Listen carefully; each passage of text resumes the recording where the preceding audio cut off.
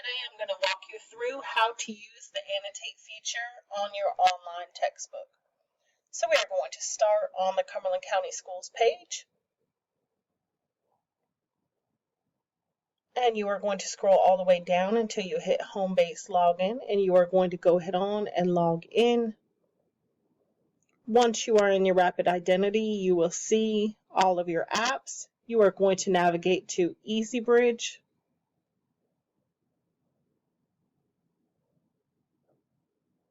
And realize.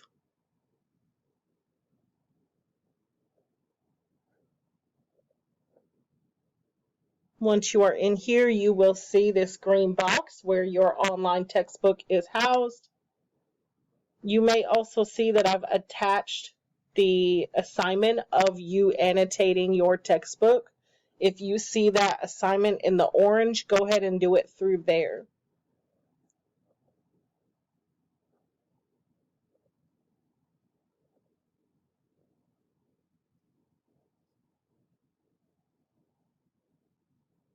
All right, the selection we are reading this week is in Unit 1.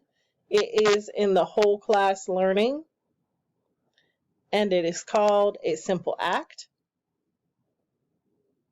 Keep in mind that you can play the audio for yourself if you wish to. It will read you the background about the text. It will read you information about the author, and it will play the audio.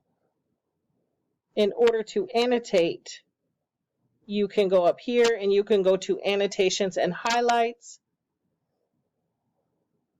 That will have all the stuff you've already annotated. If you want to annotate throughout the text, which I am requiring you to do, I asked you to highlight information related to Laura in pink and highlight information related to Maurice in blue. So right here it says a young boy, all of 11 years old and dressed in scruffy clothes, asked for change for something to eat. If I wanted to highlight that, I would just hover over it, and I said highlight that in blue and save. And now that's highlighted. So you can do that throughout the text.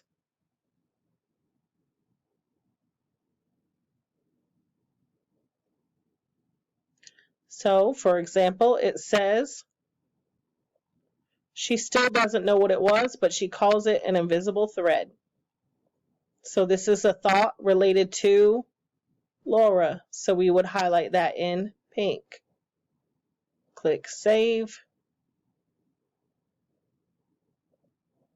And there we go. Don't forget you can hide this bar at the top so you can see more of the text.